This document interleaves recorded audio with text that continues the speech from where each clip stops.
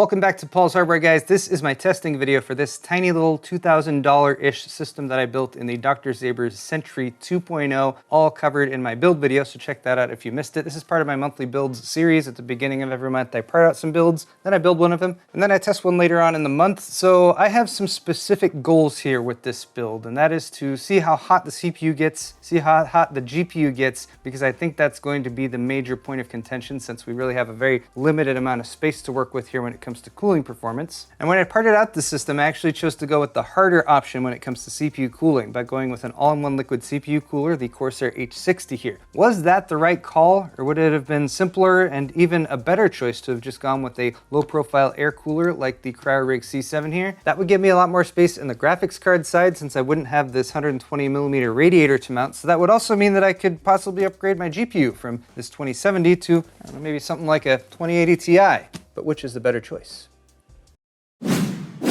Excellent!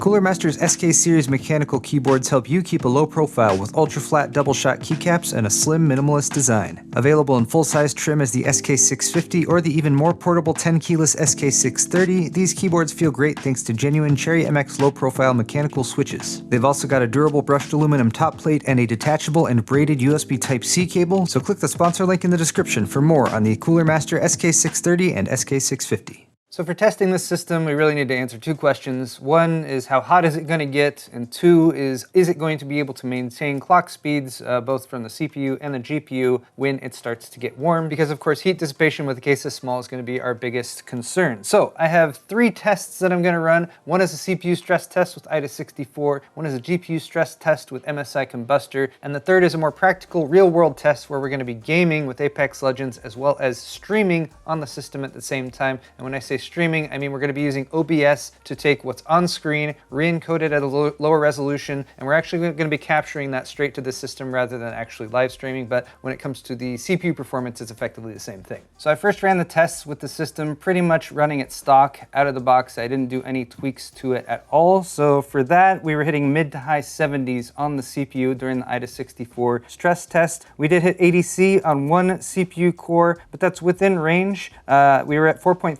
gigahertz on all cores, all 6 cores on the 8700K. I did dip down to 4.2 gigahertz. We were at 4.7 gigahertz max on a single core. When I switched over to the MSI Combustor test for the GPU, I was running it at 1080p in windowed mode. After about 10 minutes, it hit 69 degrees Celsius max on the GPU, and that was with the fan running at about 2100 RPM, which is about 70% fan speed. GPU clock actually throttled down to 1440 megahertz, but it is common with a stress test like Combustor for the GPU frequency to dip. It maxed at 1875 megahertz, and those were my numbers for the initial testing setup. I want to point out that the CPU fan, or the fan on the radiator here, is running at a fixed 4000 RPMs for pretty much all of my tests. I kept it at that speed to maintain consistency across all my tests, and definitely not because the ASUS motherboard was acting weird and wouldn't adjust the fan speed no matter how hard I tried. But from there, I moved to overclocking because why bother putting an all-in-one liquid cooler and getting a Z390 motherboard and a K-SKU processor if you're not going to overclock it at all? The answer would be K-SKU processors do run a little bit higher frequency out of the box than non-K-SKU processors, but point is, I wanted to try overclocking. So I tried a moonshot first of all, and just did the 5 gigahertz preset in the motherboard's BIOS. Short answer is that didn't work. We hit thermal throttling pretty quickly, hit over 100C on the CPU temperature, and throttled from 5 gigahertz back to 4.4 gigahertz. It was around 4.8 gigahertz from time to time too, but honestly, not a configuration that I could run long term. I tried a 4.9 gigahertz overclock where I was at 4.9 on 1 or 2 cores, 4.8 on 3 to 5 cores, and 4.7 on all cores. That seemed like it might work, especially as I started to dial back the voltage. I did a negative 0.125 volt V-core offsets to help curb some of the heat output, which did help some, but it still ended up overheating, got up to the mid-90s Celsius, and eventually hit a blue screen, which means you should restart and try over again. So what I ended up settling on for the CPU overclock was a 4.7 gigahertz overclock on 2 cores, 4.6 gigahertz on 3 to 5 cores, and 4.5 gigahertz on all cores. So 4.5 gigahertz on all cores is what it was running at most of the time, and that's about a 300 megahertz improvement over what it was running at stock, which is better, but certainly not the vast improvement that we often get to experience when we do aftermarket cooling. But again, very, very small form factor, so that is the limitation we're dealing with there. Running the AIDA64 burn test with these settings got me no throttling after 10 minutes. We hit 91 degrees Celsius max on a single core, which is hot, but that is with a stress test. V-core was at 1.19, and we were hitting 70s to 80s C average temperatures on most cores. So that is within reason for a stress test in a case like this.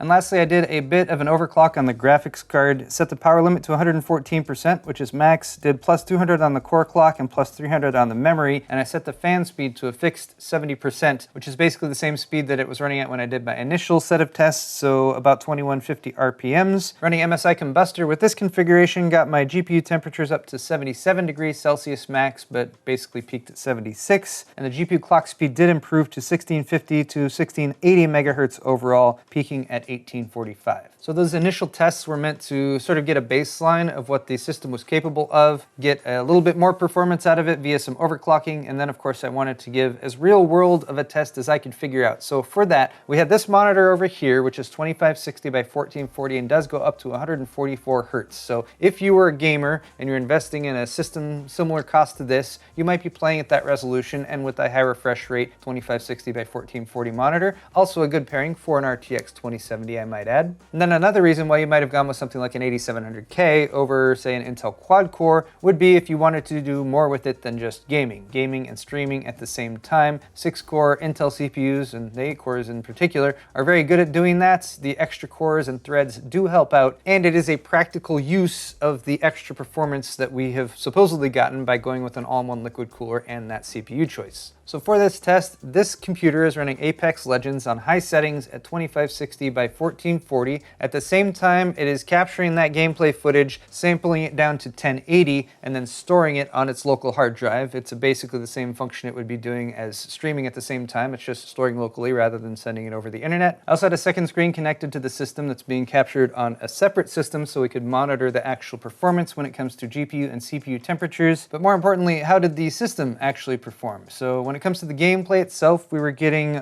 in the low range 70 to 80 frames per second. Average was around 100 to 110 when he was on the ground looking around, or especially inside buildings. We did peak at around 130-ish FPS, but we weren't really able to maintain 144 FPS solid for a monitor like this that can actually hit that refresh rate. The GPU temperature got to 74 degrees Celsius peak, which was pretty constant, and the CPU was in the mid 80s, but on average it was actually in the 60s to 70s. Peaks were in the mid 80s, so that was still below throttling range. One thing I would say when it comes to an all-in-one liquid cooler in a system like this, if you're averaging well above 60 Celsius, you might consider not going with an all-in-one liquid cooler, because all-in-one liquid coolers, you want to keep the actual liquid temperature down. If you're running at much above 65 C for an extended period of time, that could actually shorten the life of your pump. So that is something to bear in mind.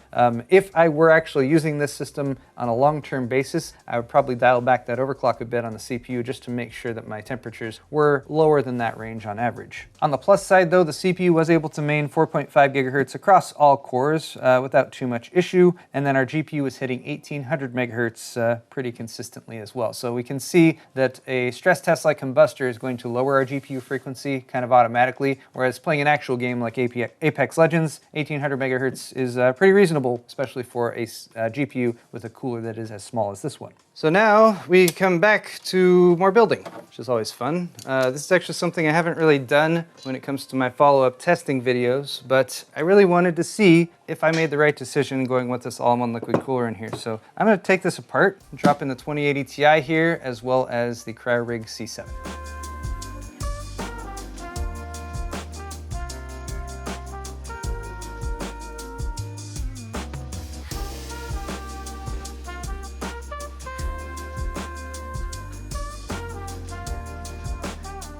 So in my mind, I was just going to be swapping the CPU cooler and the graphics card, but with a case like this, you really have to take the whole thing apart in order to get in there to swap those pieces in. Fortunately though, they're all fitting, especially this Gigabyte graphics card, and since it's a triple slot cooler with 3 fans, all the fans are right up against the intake right here, which is nice, and then it's actually got a decent amount of ventilation there at the top for exhaust for that card too, so that actually fits in there really nicely. I'm going to reconnect this, and then we'll get back into testing. So guys, we've spent most of the day testing, but we have some good results to share because this was really my question as I put together the initial build and as I compared it to some of the other builds that went up, because I posted my build about the same time as quite a few other people like Kyle, UFD Tech, Linus has done one, I've seen a few other people out there as well. And the question just kept coming back to me, is it worth losing the space up here to put that radiator in to get better cooling for the CPU and losing the amount of space you get for putting in a full-size GPU like this one? I was very happy that the Gigabyte RTX 2080 Ti overclocked edition was able to fit in here. This is the WindForce version. Although the fact that the fans for the card are right up against the side of the case, as well as the fan on the CryoRig C7 cooler on the opposite side, also right up against the side of the case,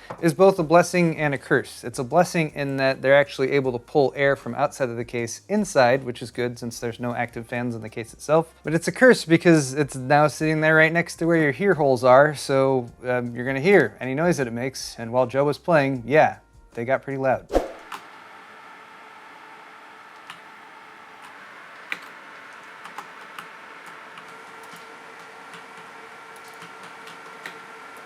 But before Joe even started game testing, I just did the standard AIO burn test as I had done when the all-in-one liquid cooler was installed with the Noctua 120mm fan. And to my surprise, no, not to my surprise at all, we had throttling within about 1 minute and 20 seconds. We got over plus 90 degrees Celsius throttling, and then eventually, just a minute or two later, we hit a blue screen. Actually a very strange blue screen, but blue screens can often be a little weird. So my next step was to reset the CPU to stock speeds in the UEFI BIOS, and I did leave the memory at its XMP setting, so it's still running at 3200 speed. And then I still got throttling. Even though the CPU is just running at 4.3 gigahertz across all 6 cores, we still had throttling within a couple minutes, 14% throttling according to AIO, and the CPU temperatures were in the mid to high 90s. So I only let that run for about 5 minutes before shutting it down. So obviously you simply cannot run this CPU at stock speed under a significant load if you're going to be using a cooler that's this small. Now this is AIO, so it's a synthetic test, it's a burn-in test, so really nothing's ever gonna hit your CPU that hard that it's going to have this effect on it. So you should be able to use this configuration with the CPU at stock speeds. Just bear in mind, if you wanna do any heavy lifting with it, it's going to dial back the frequency and keep itself from overheating. Next, I ran the MSI combustor test on the GPU. I did not overclock the GPU because it's a 2080 Ti that is manufacturer overclocked, and it's a 600 watt power supply, so I didn't wanna push the limit there at all. Plus, it's a 2080 Ti, so it should be able to handle what I throw at it no problem. It did hit 86 degrees Celsius during the MSI combustor test. It ran at 1650 megahertz initially on the GPU clock, but that dialed back to about 1530 to 1550. And from there we switched to the final game test again. We used the same setup as before with Joe playing Apex Legends at 2560 by 1440. That was being re-encoded down to 1080 using X264 or on the CPU on the system, and then saved to one of the extra SSDs on the system.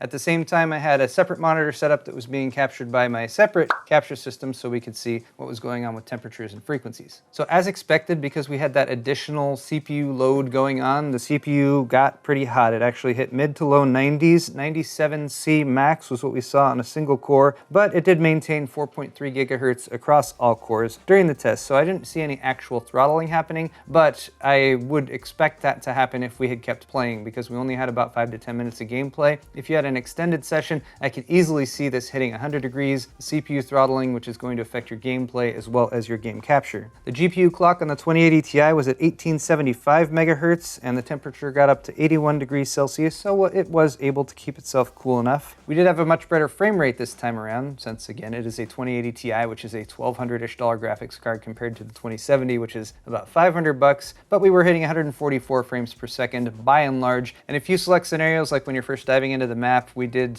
see some lower frame rate, so it dipped down to 110, maybe 120 or 130 from time to time, but most of the time we were actually hitting 144 frames per second capped. So let's draw some conclusions after all of this testing, and I think the thing that stood out to to me the most was actually that, yes, there was some decent benefit to going with an 120mm all-in-one liquid cooler. Even though it was a pain in the butt to get in there, and even though it greatly limits you on the length of the graphics card you can install, with a high core count CPU like a 6-core, or even if you're going to try to drop an 8-core in here, I think that's probably the route you should go if CPU performance is your main concern. If it's not, and especially if you're not considering trying to game and stream on the system or something, you could easily go with a lower powered CPU, a quad core, and then you could get by, play your games. You wouldn't have to worry about CPU throttling, and you would be able to fit a much larger graphics card in there. Also, when it comes to noise though, even though again, we're just using this single slim 120mm fan to cool the all-in-one liquid cooler, it was much quieter, relatively speaking, than the CryoRig C7, and that's simply because the CryoRig C7 had to keep its fan spinning at a very high RPM, and again, it's just positioned right there next to the side of the case, so you're going to hear that noise when it's generated. What I think would be cool to see, although it would require a mod on a case that already costs $250, would be for someone to mod the opposite side here to sort of cut out a gap so you could have air passing all the way through for 120mm all-in-one liquid cooler. In that case, you could probably also mod it so you could fit a full-size 25mm fan on there as well. That would probably give you much better cooling and give you a better solution if you're trying to find that balance between like a really high-performing CPU and a pretty good high-performing GPU and still have it all fit in this very small form factor. Ultimately though, I think this is a niche case. I think it's going to stay that way. It's only going to fit the needs of a few specific people, but I think for a limited run case, that's actually probably okay. In the end though, I think we're all just sort of limited by the laws of physics, and if you're looking for the perfect trifecta of size, performance, and temperature or noise generation, you're gonna have to give up on one of those corners with a case like this. The size is definitely there, but you're either gonna have to have a low performing system that you can keep cool, or a high performing system that makes a lot of noise like this system did when it was fully kitted out and overclocked. But thank you guys so much for watching this video. I hope you've learned a little bit more about the Dr. Zaber Sentry 2.0. Again, I'll post links to all of the parts that I used down in this video's description. Hit the thumbs up button if you enjoyed it, and we'll see you guys next time.